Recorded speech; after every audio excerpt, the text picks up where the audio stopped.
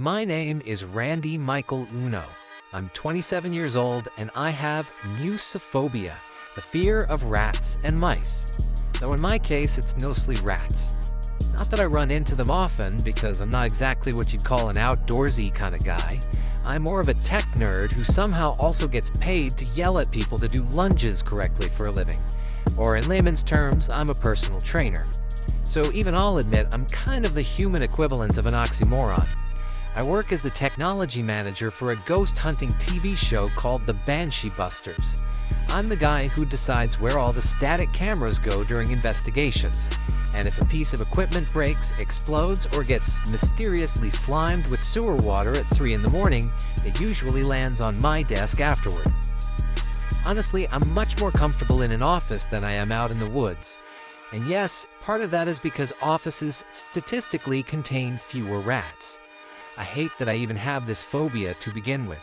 It's embarrassing, irrational, and incredibly inconvenient for somebody whose job occasionally involves abandoned buildings, basements, and places that smell like tetanus. And frankly, I blame my cousins. I don't talk to those assholes anymore, which was probably one of the healthiest decisions I've ever made. Growing up, they treated me like their own personal stress relief toy.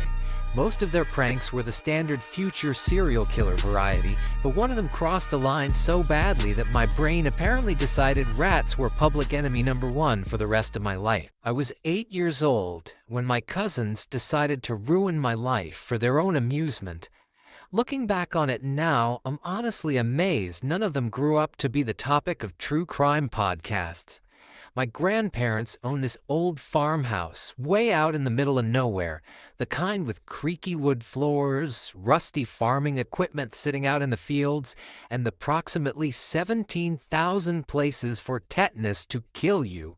Underneath the house was a crawl space, not a basement, not one of those nice movie crawl spaces where somebody can at least crouch comfortably with a flashlight and uncover buried family secrets. No, this thing was barely 3 feet high in most places. Dirt floor, hanging insulation, spider webs everywhere. The air smelt damp and rotten, like mildew and dead leaves.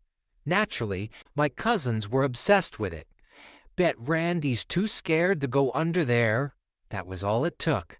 See, when you're 8 years old and surrounded by older cousins, your entire personality is basically just making terrible decisions so nobody calls you a baby. So, I went under the house. At first, it honestly wasn't that bad. Gross? Definitely, but manageable. My cousins handed me a flashlight and told me there was hidden treasure under there somewhere, which should have been my first clue that I was dealing with future prison inmates. I crawled in about 20 feet before realizing something felt wrong. The sounds, tiny scratching noises, movement somewhere in the dark beyond the flashlight beam. I remember stopping completely still and listening, while my heartbeat pounded in my ears.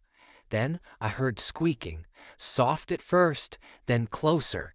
I immediately turned around and crawled back toward the entrance, except the entrance was closed. Those little bastards had dropped the hatch shut.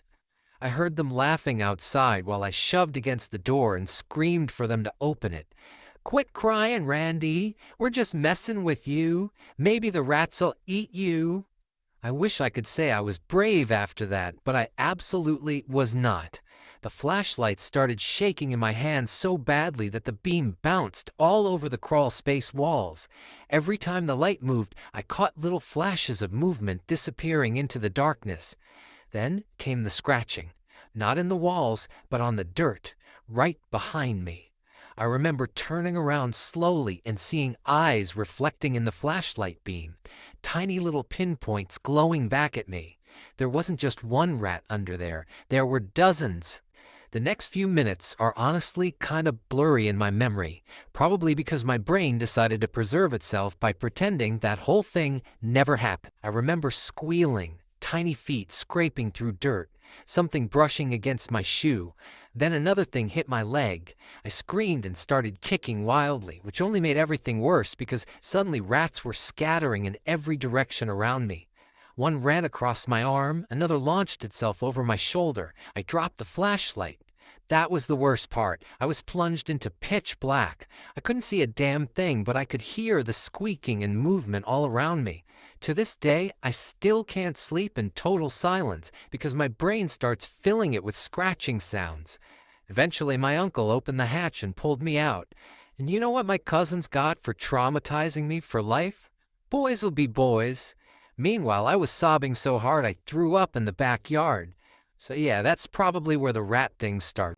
Ever since that horrid day, I've had an intense fear of rats. Every scratching sound in my apartment immediately turns into rats in my head. Doesn't matter if it's the pipes, the heater, or my upstairs neighbor apparently training for the Olympic stomp running team at 2 in the morning. My brain always jumps straight to rats. I triple check corners, I inspect every dark room before walking into it. If I see something move in my peripheral vision, my soul briefly leaves my body. Honestly, living like that is exhausting. But somehow, life decided my rat problem still wasn't bad enough, because when I was 18 years old, I had to go back to the exact place where the whole thing started, and the second time around was so much worse. My grandfather passed away a few months before my 18th birthday and left his old farmhouse to me in his will. He left the options up to me. I could do whatever I wanted with it. I could have moved in and restored it. I could have fixed it up and rented it out. I could have turned it into a vacation home if I suddenly developed a passion for mosquitoes, heat stroke, and isolation. Instead, after talking it over with a lawyer, I decided to renovate the place and sell it. I wanted absolutely nothing to do with that house. My asshole cousins, the same ones responsible for my lifelong psychological damage, didn't get a single thing in the will, which honestly still makes me smile a little. The money got split between my aunts and uncles, while my uncle Dominic got my grandfather's second house down in New Orleans. Good for him, he earned it. As for me, I got the nightmare farmhouse. I remember sitting in my car outside the property for almost 10 minutes the first day I drove back out there, just staring at the house through the windshield, while every survival instinct in my body told me to put the car in reverse and leave. The place looked exactly how I remembered it. Weathered wood siding, rusted farming equipment scattered around the property, and tall grass swaying in the wind like something out of a low-budget paranormal documentary. Which, oddly enough, would eventually become my entire career field as I wound up with the role of the technology manager on a little show called The Banshee Busters. My girlfriend Karen came with me that day to help lighten the mental load, which I appreciated more than she probably realized. She was one of those people who could walk into a horrible situation and somehow make it feel manageable just by being there. Unfortunately, even Karen couldn't stop me from noticing the first scratching sound the moment we stepped out of the car. The scratching sound only lasted about 2 seconds. Karen either didn't hear it or chose not to react to it. She climbed out of the passenger seat, stretched her arms over her head, and looked up at the farmhouse. "Well, it definitely looks haunted," I chuckled despite myself. "Good, that means the ghosts will be someone else's problem for a change." I glanced at her. "Do you think I should disclose that in the listing? Is the house actually haunted?" "I don't know." "Well, if you don't know, then don't say anything. You don't want to scare off potential buyers." Karen raised a good point, as always. The house stood at the end of a long dirt driveway surrounded by dead grass and crooked fencing. Time had not been kind to it. The white paint had long since faded into a dull yellow gray, and several wooden boards along the porch sagged badly enough that they looked one strong wind away from giving up entirely. One of the porch shutters hung crooked on a single hinge. Karen looked over at me and smiled softly. "Are you okay?" "No," I answered honestly. "That's fair. At least you're being honest." She walked around the front of the truck and grabbed my hand before I could retreat back into my anxiety spiral. That was one thing I always appreciated about Karen. She never tried to tell me my fear was stupid. She knew it was irrational, but she also knew irrational fears still felt real to the person dealing with them. Unfortunately, reality itself wasn't helping much. The moment we started walking toward the house, I noticed the holes. Small gaps beneath the porch. Dark little openings disappearing under the foundation. I stopped walking. Karen followed my gaze. Don't worry, it's probably just rabbits. Rabbits don't usually leave droppings like that. The words came out before I could stop them. Tiny black pellets sat near one of the openings beneath the porch steps. Karen went quiet for a second. Then she gently squeezed my hand. Okay, maybe it's not rabbits. Fantastic, already off to a wonderful start. As we climbed the porch steps, I caught another smell that instantly made my stomach tighten. Damp wood, mildew, dirt. For a split second, I was 8 years old again, staring into the darkness beneath the farmhouse while my cousins laughed behind me. Bet Randy's too scared. I blinked hard and forced the memory away. Karen noticed immediately. Hey, I'm good. That answer sounded legally classified as a lie. I said, I'm good. She studied me for another moment before deciding not to push. Honestly, I appreciated that too. Some people, when they hear you have a phobia, suddenly become amateur psychologists. They ask questions like, but what specifically about rats scares you? As if I'm going to respond with, you know what? Great point. I'm cured. Karen just accepted that my brain was occasionally stupid and terrifying. The front door groaned loudly as I unlocked it. The smell inside hit me immediately. Dust, rotting wood, and underneath it all, something sour. Animal. The farmhouse interior looked smaller than I remembered. Sunlight leaked weakly through dirty windows, illuminating floating dust particles in the air. Furniture still sat exactly where my grandfather had left it years earlier, covered in white sheets that made everything look vaguely corpse-shaped. Karen wrinkled her nose. Okay, yeah, this place is aggressively creepy. You should see it at night, I told her. It gets worse. You've been here at night? When I was a kid. I instantly regretted saying that. Karen looked at me carefully. This is where it happened, isn't it? I didn't answer, which was answer enough. The floor creaked loudly somewhere deeper in the house. I froze. Karen looked toward the hallway. It's an old house, she said casually. Old houses always creak like that. Right. But my heartbeat had already sped up, because that sound hadn't just been a creak. It had sounded like movement. I grabbed a flashlight from my backpack, even though it was broad daylight outside. Karen raised an eyebrow. You brought ghost hunting gear to your trauma house? You joke now, but when this place turns out to be haunted by depression and tetanus, don't come crying to me. She laughed softly. The sound helped. A little. We moved farther into the house, room by room, opening curtains and checking for damage. Most of the furniture needed to be hauled away, and part of the ceiling above the kitchen had water damage. But structurally, the place looked salvageable, at least until we reached the hallway near the back of the house. That was where I saw the scratch marks, long, thin grooves near the baseboards, and more droppings. A lot more. My chest tightened instantly. Karen noticed this time. Randy? I crouched down slowly near the wall.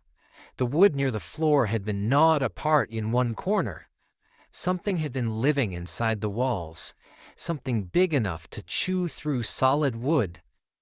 A faint scratching noise echoed somewhere nearby. Not loud, but unmistakable. Karen heard it too this time. Her expression shifted slightly. Okay, that one I heard. Neither of us spoke for a few seconds. Then somewhere beneath the floorboards, a squeak. Every muscle in my body locked up, and suddenly I knew exactly where in the house we were standing. Right above the crawlspace hatch. The same one I was locked in 10 years prior. Karen grabbed my wrist. Okay, Randy, come on, she said. We need to get you out of here. She tugged, trying to pull me out, but my body was stuck, frozen in fear. My brain was screaming at my feet to move, but they wouldn't respond. All of the outside noise faded into a ringing in my ears, and my vision started to tunnel a bit. Do you need me to slap you out of it? Karen asked. I could only manage to eke out a tiny squeak of my own. I'll take that as a yes.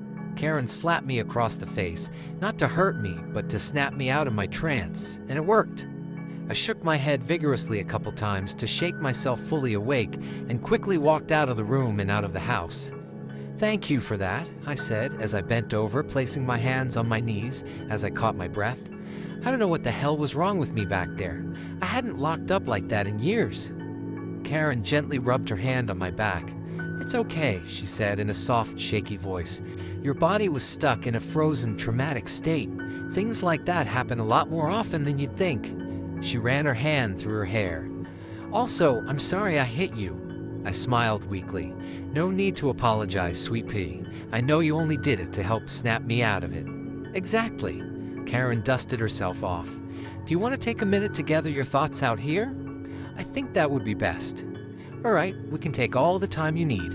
Karen slowly sat down in a rocking chair and pulled out her phone. "Let me know when you're ready to go back in." I sat on the porch steps with shaky knees for almost 20 minutes before my heartbeat finally slowed down to something resembling normal. Karen stayed nearby in the rocking chair, occasionally glancing up from her phone to check on me without making a big deal out of it. I appreciated that. The last thing I needed was somebody hovering over me like I was about to shatter into emotional confession. Unfortunately, the farmhouse wasn't done humiliating me yet. A loud metallic clang echoed somewhere off to the right side of the property. Karen nearly jumped out of the rocking chair. "Jesus, help me!" I looked toward the old barn. The sound had come from inside. We both stared at it silently for a few seconds while the wind pushed through the tall grass surrounding the property. Then came another sound, scratching. Even from the porch, I could hear it faintly carrying through the quiet afternoon air. Karen slowly lowered her phone. "Okay, so there are definitely animals here." "Yep." "Any chance that they could have been farm animals your grandfather left behind?" "That's wishful thinking." "I know." I looked over at Karen. "Do you think they could just be raccoons?" "Hopefully." Neither of us sounded convinced. I should have suggested leaving right then. Honestly, I wanted to. Every instinct in my body was screaming at me to get in the car, drive away, and light the entire property on fire from a safe distance like a responsible adult. Instead, because human beings are idiots with mortgages and emotional baggage, I stood up. "We should probably check the barn," I muttered. Karen stared at me. "You say that like we're the main characters in a horror movie." "We kind of are." The closer we got to the barn, the worse the smell became. Rot, wet wood, animal waste. The large sliding door sat partially open, revealing only darkness inside. I immediately hated it. Karen grabbed my flashlight from my backpack and clicked it on. "You first, tough guy." "I want you to know this relationship has destroyed my ability to identify sarcasm as affection." "Noted." The flashlight beam swept across rusted farming equipment, overturned shelves, and piles of moldy hay. Dust floated heavily through the stale air. At first, everything looked abandoned. Then the beam moved lower to reveal droppings everywhere. Not scattered randomly, but trails, long winding paths disappearing deeper into the barn. Karen went completely quiet beside me. I swallowed hard. "Okay, that's a lot to take in." I backed out quickly. "Nope, nope, nope. Fuck everything about this." Karen followed my lead. "Normally, I would advise you to power through, but I'm right there with you. Now I think you should burn this entire place to the ground." We walked quickly out of the barn, and once we saw sunlight again, we sprinted to the truck. We jumped inside and slammed the doors as I cranked the engine on and smashed my foot on the gas pedal. The truck screamed down the road and away from the rat's new home. We pulled into the parking lot of my apartment complex after stopping at a drive-thru to stock up on comfort food, and Karen looked over at me as she took a drink of her banana milkshake. "So, tell me if it's too early to think about it, but what are you going to do with that farmhouse?" she asked. I closed my eyes as I took a bite of my chili cheese dog. "I can't put it off any further," I muttered in between bites. "I have to end it once and for all." "What, do you mean burning the place to the ground?" "No," I muttered. I mean, I have to prove those assholes don't have control over me anymore and confront my fear head on. Karen furrowed her brow. Assholes? Do you mean the rats? I mean my cousins, I grunted. I can hear their taunting in the back of my mind even now. If I give up and leave the property to rot, they win. I can't let that happen, not after they ruin my life. What do you mean? I mean, they locked me in that fucking crawl space and laughed as I shit myself out of fear. They get to go home at the end of the day, lay their heads down and forget it ever happened. But I have to live my life with the trauma that they inflicted onto me, and they couldn't care less. I took a swig of my cookies and cream milkshake. No, I have to go back and confront those rats so my cousins can shut the hell up for good. Later that night, I couldn't sleep. At first, I was fired up and gung-ho about getting back to the farmhouse and showing my asshole cousins up for good. But the more I thought about it, the more I wanted to resist.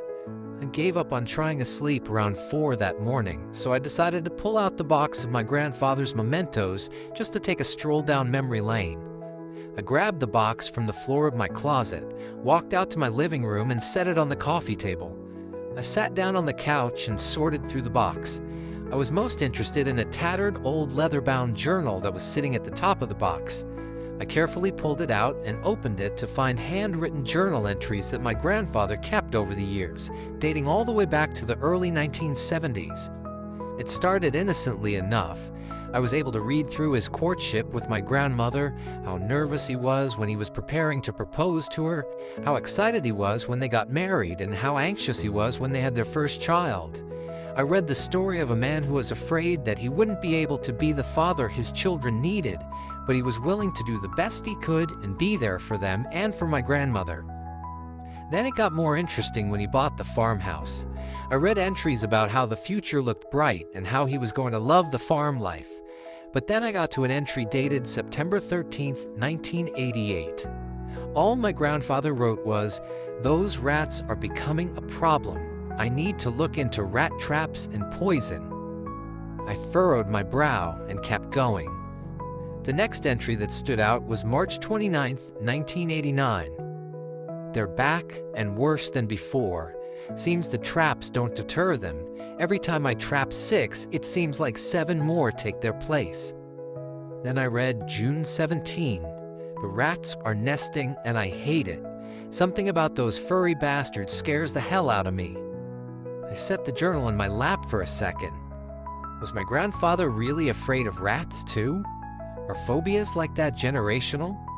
I shook the thoughts out of my head and kept reading. In my grandfather's second journal, I finally read his thoughts on what my cousins did to me when I was 8, and I couldn't believe it. "The idiot boys trapped poor Randy in the crawl space. Cruel bastards. I haven't stepped foot down there myself since the 80s, and for good reason. I unfortunately found out why firsthand. I should have stepped in," the entry continued. "I should have pulled Randy out sooner, and I should have tanned those boys' hides. But I didn't, and I have to live with that regret every day." My eyes misted over with tears. Even though I'm not typically an emotional person, I always thought nobody cared what happened to me, besides my parents, one aunt, and one uncle. Turns out my grandfather actually did. He just didn't have the words to express it when he was alive. The next entry stopped me dead in my tracks, though. "I still hate how I didn't take any action that day," it read.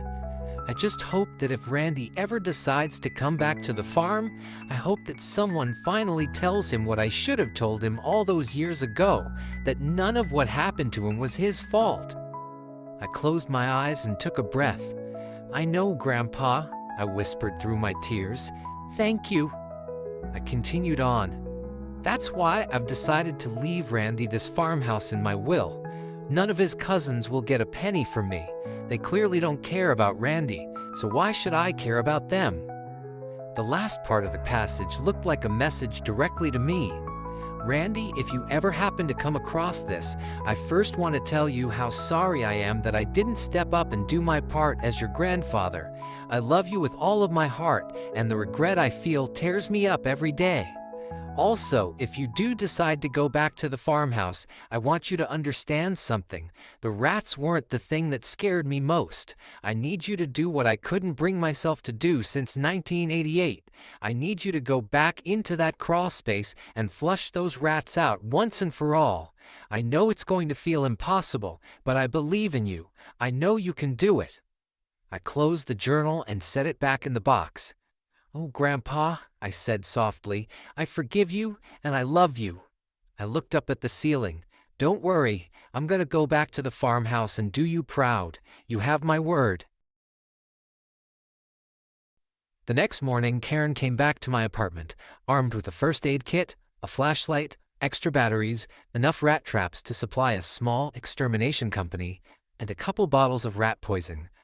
I opened the door and smiled when I saw everything in her arms. "You look prepared."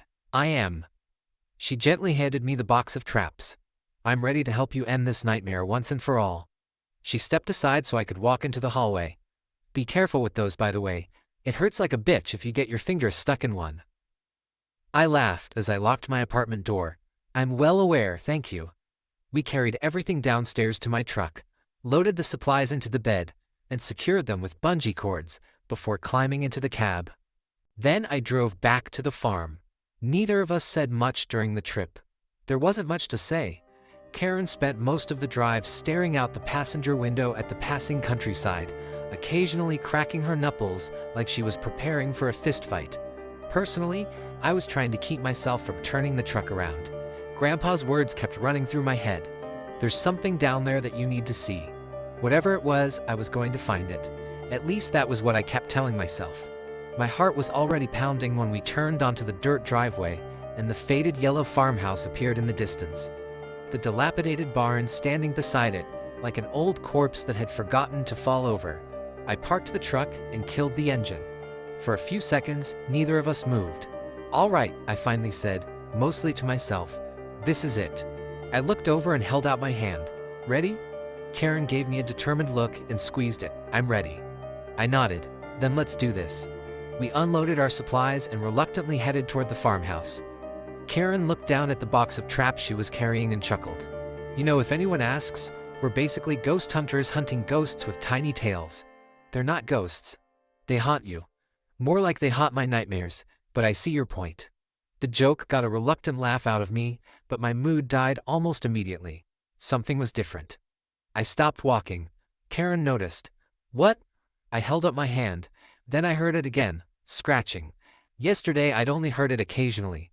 Now I could hear it before we'd even reached the porch. Tiny scrapes, gnawing, constant movement. The sound seemed to travel through the walls, like the entire farmhouse had developed restless leg syndrome overnight. Karen heard it too. Her smile disappeared. "Oh, yep. Oh, you said that already," I said. "I literally can't say anything else." That made two of us. We stepped inside, and the smell hit us immediately. The mildew and decay from yesterday had gotten worse, but underneath it was another odor. Animal waste. A lot of animal waste. Karen pulled her shirt over her nose. Sweet Jesus. The farmhouse looked worse, too. Fresh droppings littered the floor, new scratch marks covered the baseboards, several cardboard boxes had been chewed apart. One of the kitchen cabinet doors hung wide open. I stopped. "Did we leave that open?" Karen stared at it. "I don't think so." Neither of us liked that answer. The farther we searched, the worse things became. Every room showed signs of infestation. The attic was practically uninhabitable. Nesting material covered entire sections of insulation.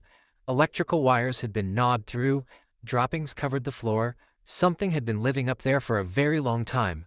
Something, plural, very fucking plural. Back downstairs, we started going through more of Grandpa's belongings. Most of what we found was ordinary.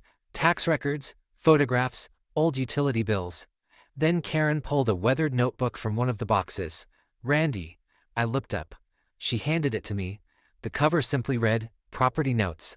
At first the entries were mundane. Fence repairs, roof leaks, crop yields. Then the handwriting changed. The neat letters became rushed and uneven. March 14th. Caught 3 more today. Doesn't seem to matter. I turned the page. March 29th. Heard scratching all night. No sleep. Another. April 19th. Saw one standing in the hallway watching me. Didn't run when I yelled. I frowned. Karen moved closer. Neither of us said anything. I turned another page. May 7th. Sealed the crawlspace entrance. That didn't help. A cold knot formed in my stomach. Karen looked toward the floor. The crawlspace. I nodded. God, I hated that word. I turned the page. June 11th. There's too many. May God have mercy on Randy's soul. May he be able to do what I couldn't. That was the last entry. 3 days later, Grandpa died. The room suddenly felt colder. That's not ominous at all, Karen muttered. Thunder rattled the windows, making both of us jump a bit. I looked outside. Dark clouds had rolled over the property while we'd been reading the journal. The sky was almost black. Oh, that's just what we fucking need right now, I muttered, as if things weren't bad enough. Rain began hammering against the roof seconds later. Karen walked toward the front window. We should leave. I nodded. Yeah, right behind you. Another crack of thunder shook the farmhouse. The lights flickered. Once. Twice. Then everything went dark. For several seconds, neither of us spoke. The only sounds were rain pounding against the roof and thunder rumbling somewhere in the distance. Then came the scratching. Everywhere. Inside the walls, above us, beneath us. Thousands of tiny movements erupted simultaneously. My blood ran cold. Karen clicked on her flashlight and slowly swept the beam across the kitchen. Then she stopped dead in her tracks. Randy? I followed the light upward. The ceiling was moving. Not by much, but definitely more than any fucking ceiling should ever move. A subtle bulge rippled through the drywall. Then came a crack. Then another. I barely had time to process what I was seeing before a section of the ceiling collapsed. Wood splintered, drywall shattered, insulation exploded across the kitchen. Then, the rats poured out. Dozens of them, maybe hundreds. Gray and brown bodies tumbled from the ceiling cavity and scattered in every possible direction. Karen screamed. I stumbled backwards so quickly I nearly fell.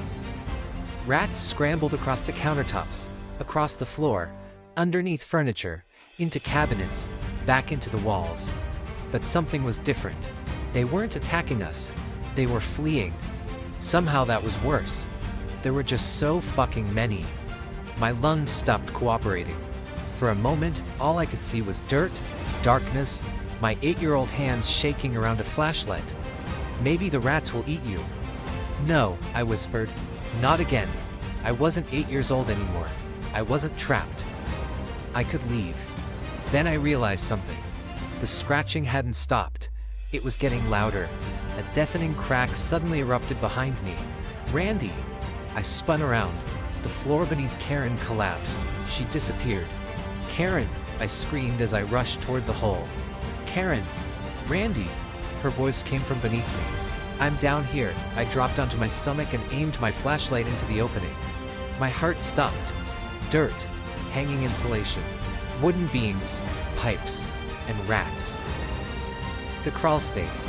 Not just any crawlspace. That crawlspace. My mind reverted right back to my 8-year-old self.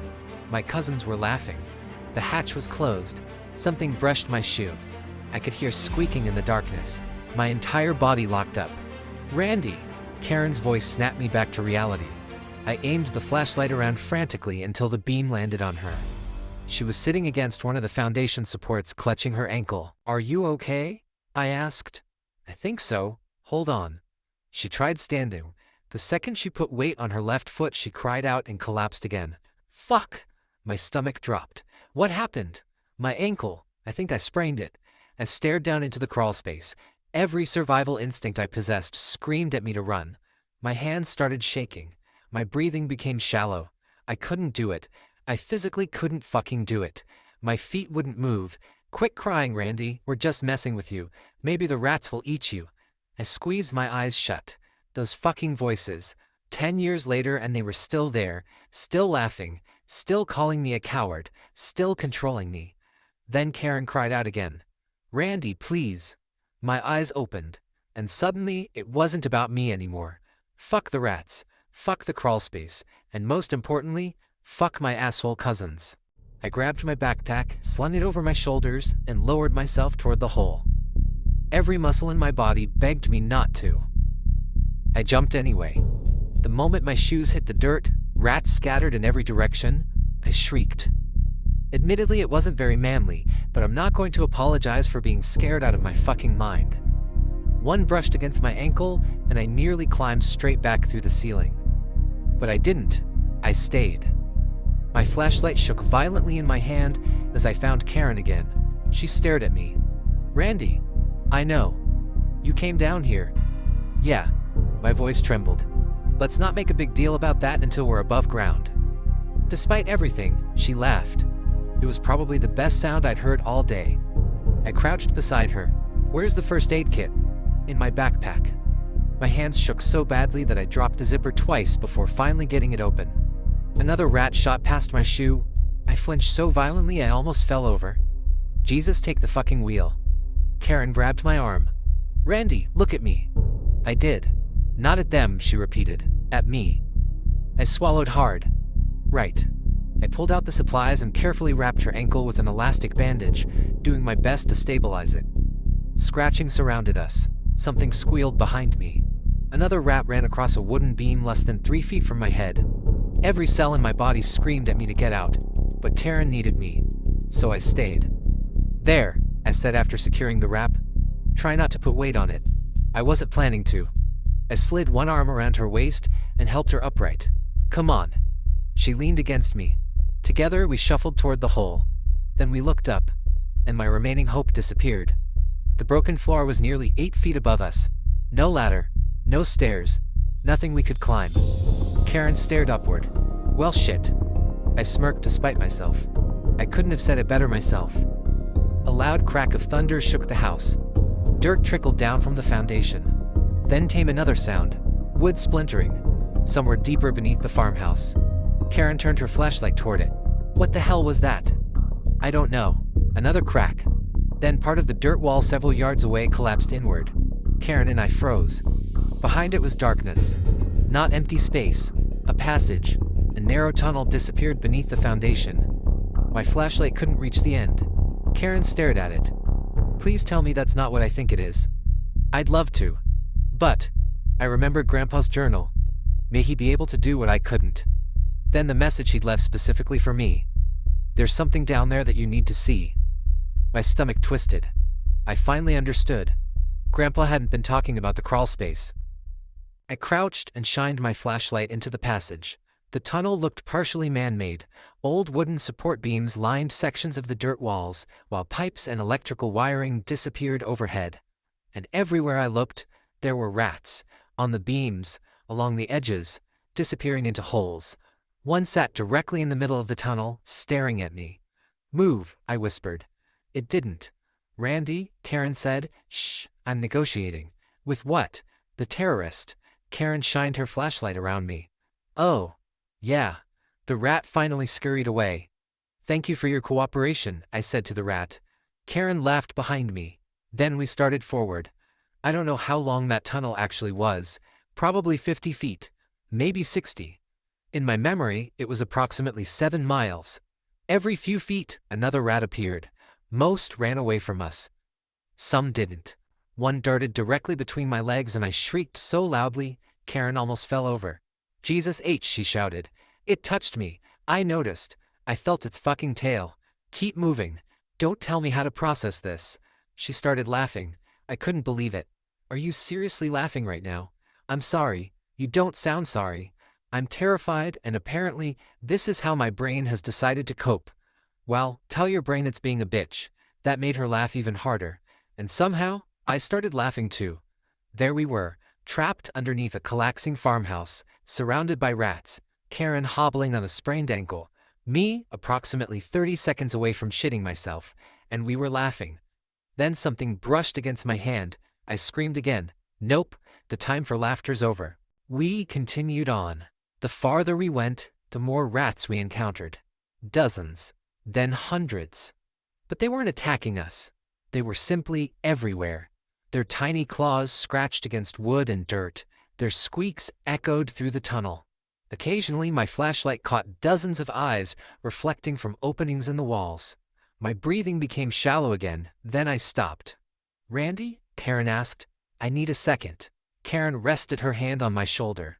I closed my eyes, which was a terrible idea. Immediately I was 8 again, in the pitch black, feeling the dirt under my feet, hearing the squeaks of the hundreds of rats scurrying around me, hearing the sound of my cousins laughing outside. "Quit crying, Randy." My hands started shaking. "We're just messing with you." I couldn't breathe. "Maybe the rats will get you." "Randy." Karen's voice sounded distant. I opened my eyes. She was standing behind me, not my cousins, Karen. I suddenly remembered that I wasn't 8 years old. I was 18. I wasn't trapped, alone, or helpless anymore. I looked down to see a rat sitting several feet away, watching me. Every muscle in my body tightened, but I didn't run. "Fuck you," I whispered. Karen blinked. "Excuse you?" "Not you." "Oh." I stared at the rat. "And fuck you too." The rat scurried away. Karen gave me a look. "Did you just win an argument with a rat?" "Yes." "Congratulations." "Thank you. I can add that to my list of accomplishments." We kept moving. Eventually the tunnel widened. My flashlight swept across stone. Not dirt, but stone. We'd reached some kind of underground room. "What the hell?" Karen whispered. I stepped inside. Old wooden shelves lined the walls. Several had collapsed. Rusted mason jars covered the floor, along with rotting wooden crates and farming equipment that looked older than Grandpa. "It looks like a root cellar," I said. Karen looked around. "Under the farmhouse?" "Apparently." Then my flashlight landed on the far wall, and I stopped. There was a metal box sitting on a shelf. Unlike everything else in the room, it wasn't covered in decades of dirt. Someone had placed it there deliberately. A white envelope had been taped to the top. Even from across the room, I could read the name written across it. "Randy." My heart skipped. "Karen." "I see it," she said.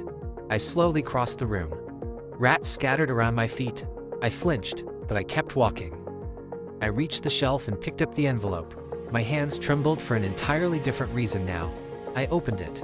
Inside was a handwritten letter. "Dear Randy, if you're reading this, you made it farther than I ever could." I stopped. Karen moved beside me. I continued. "I found this cellar shortly after your grandmother and I bought the property. The previous owner told me it was used for food storage decades ago. Unfortunately, the rats discovered it before I did. I tried traps, poison, sealing entrances. Nothing worked permanently. Eventually I stopped coming down here. I told myself it wasn't worth the trouble. But the truth is, I was afraid." I swallowed hard. "Then what happened to you happened, and I watched you develop the same fear I'd spent my entire life hiding." My eyes started burning. "I should have protected you that day, but I didn't. Nothing I write can change that. But there is one thing I hope you understand." I took a shaky breath. "Being afraid doesn't make you weak." That one got me. I lowered the letter. Karen squeezed my shoulder. I wiped the tears from my eyes and kept reading. "I spent most of my life thinking courage meant not being scared. I was wrong. Courage is being scared and doing what needs to be done anyway. If you're standing in this cellar reading these words, then you've already been braver than I ever was." I laughed weakly through my tears. "You manipulative old bastard." Karen smiled. I continued on. "Everything inside this box belongs to you. Sell the farm. Keep it. Tear the damn thing down. Honestly, I don't care. It's yours. Not theirs. Yours." I knew exactly who theirs meant. My cousins. "Whatever you decide, don't make the decision because of what those boys did to you. They've taken enough from you." That broke something inside me. Not in a bad way. Something I'd been carrying for 10 years suddenly loosened. Every apartment I checked for rats, every scratching noise that had kept me awake. Every dark room I'd refused to enter. Every time I'd heard my cousins laughing inside my head. They'd taken enough from me. "Yeah," I whispered. Karen looked at me. I folded the letter carefully. "They have." Then came a deafening crack from somewhere overhead. The entire cellar shook. Dust rained from the ceiling. Karen grabbed my arm. "Randy?" Another crack echoed seconds later, louder. One of the wooden support beams split. The storm was tearing the farmhouse apart. "We need to go," Karen said. "Definitely." I shoved Grandpa's letter into my backpack and grabbed the metal box. Then my flashlight swept across the opposite side of the cellar. There, we saw stone steps leading upward. "Karen?" She followed my beam. "Oh, thank God." We hurried toward them as quickly as her ankle allowed. Then the floor in front of us moved. Hundreds of rats erupted from beneath the broken shelves. I froze. They poured across our path, a living river of gray and brown fur. My childhood nightmare, right in front of me. Karen grabbed my hand. "We can wait." I stared at them, my heart hammered. Every instinct screamed at me to back away. Then Grandpa's words came back. "They've taken enough from you." I tightened my grip on Karen. "No." She looked at me. "No? No, we're not waiting. Randy, we're getting the hell out of here." I stepped forward. The rats scattered around my boots. I nearly shrieked. Actually, screw it. I did shriek.